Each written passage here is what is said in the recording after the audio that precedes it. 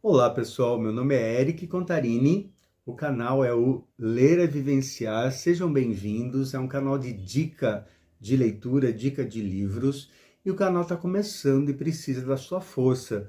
Então dá um like, inscreva-se no canal, clica no sininho para receber as notificações, os novos vídeos, as novas dicas, e com isso você ajuda o canal a circular mais aí pelo YouTube. Então é bastante importante essa força aí pra gente, ok? A dica de hoje é uma trilogia da Victoria Schwab, e nessa trilogia a gente acompanha a vida da Cassidy Blake. A Cassidy Blake tem uma experiência de quase morte e ela escapa de morrer, ela é salva por um fantasma. E esse fantasma, por acaso, tinha morrido, óbvio, naquele mesmo local, tem a mesma idade dela. E aí os dois acabam tendo novidades em sua vida ou em sua morte. A Cassidy Blake, ela ganha o dom de atravessar o véu que separa o mundo dos vivos do mundo dos mortos. E o Jacob se vê livre do local onde ele morreu, e a partir desse momento ele começa a acompanhar a Cassidy por onde ela vá e se torna o melhor amigo dela. Curiosamente, os pais da Cassidy Blake têm um programa de TV, são apresentadores de um programa que fala sobre fantasmas. Porém, eles não sabem o que se passa com a Cassidy, eles acham que o Jacob é um amigo imaginário, e quando eles saem por aí a gravar esses programas em cidades onde, teoricamente, existem muitos locais assombrados, eles sempre levam a Cassidy, levam o gato da família, que é o ceifador, e o Jacob vai junto com eles. Pois bem, no primeiro livro, que se passa em Edinburgh, na Escócia, Cassidy vai ter problemas com uma fantasma que é poderosa, está ali há muito tempo, e ela vai ser aí a pedrinha no sapato da Cassidy. Mas tem uma coisa muito importante aqui. É nessa cidade, em Edinburgh, que Cassidy conhece uma outra pessoa que tem o mesmo dom que ela. E com essa pessoa ela vai aprender quais são as suas obrigações, as obrigações que vêm com esse dom.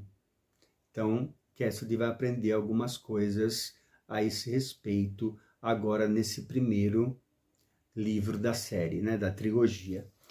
A segunda, ou melhor, o segundo livro se passa em Paris, e eu mal pude acreditar quando eu vi a capa, li o título e falei, túnel de ossos, e enxerguei a Torre Eiffel ao fundo. Eu falei, como assim? Porque existe um lugar em Paris que eu gosto muito por ser único, por ser ímpar, né, por ser peculiar, que são as catacumbas de Paris. Até eu vou colocar aqui ao lado algumas imagens que eu tirei, algumas fotos que eu tirei das catacumbas de Paris, das quais eu vou contar um pouquinho aqui para vocês, porque eu acho que fica mais interessante ler o livro, inclusive, quando você entende um pouquinho sobre as catacumbas.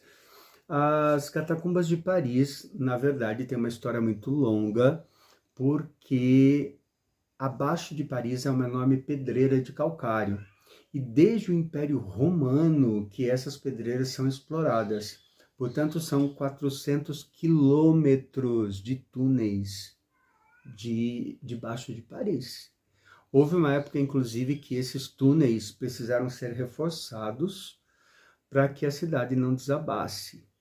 E até hoje, né, em média, aí uns 5 quilômetros de túneis são preenchidos com concreto para evitar que a cidade desabe. Afinal de contas, a especulação imobiliária cresce a cada ano, né? Lá pelo finzinho do século XVIII, os cemitérios de Paris estão lotados, não há mais onde enterrar pessoas, existem questões sanitárias, inclusive, e aí alguém tem a brilhante ideia de usar os túneis abaixo de Paris como um ossuário, né? Então, os cemitérios começam a ter os seus túmulos abertos, os ossos são retirados, colocados em uma carroça, e a partir daí, essa carroça levava os ossos até os túneis, precedidos por padres que iam orando pelas almas daqueles que estavam ali na carroça. Um nobre teve a brilhante ideia de como organizar melhor esses ossos ali, então ele imaginou que seria ideal pegar os ossos maiores do corpo, que seriam o fêmur da coxa, a tíbia da perna, né, o osso que a gente sente aqui na nossa canela, são os dois ossos maiores, então com eles ele faria parede de ossos, intercalados ali com alguns crânios para dar uma decorada na parede, e por trás dessa parede de ossos maiores iriam os ossos menores. Então, alguns trechos aí desses túneis subterrâneos da cidade de Paris se tornam um ossuário, porém apelidado de Catacumbas de Paris. Então, muita gente conhece apenas como Catacumbas de Paris. E aí as Catacumbas de Paris vão ser parte do cenário dessa segunda história. Aqui nós não teremos somente um fantasma, mas nós teremos algo um tanto quanto mais poderoso, um poltergeister. Então, Cassidy terá que enfrentar um poltergeister, entender e descobrir como lidar com esse novo desafio. E os túneis aí subterrâneos, as Catacumbas de Paris, estão aí como um pano de fundo. Nós temos, inclusive, na capa, vocês vão ver crânios, né? Que são os ossos que decoram a parede de ossos maiores, feitos de tíbia e fêmur. E o terceiro livro, Ponte de Almas, vai se passar ali em Nova Orleans, que é um terreno bastante explorado para quem gosta do sobrenatural.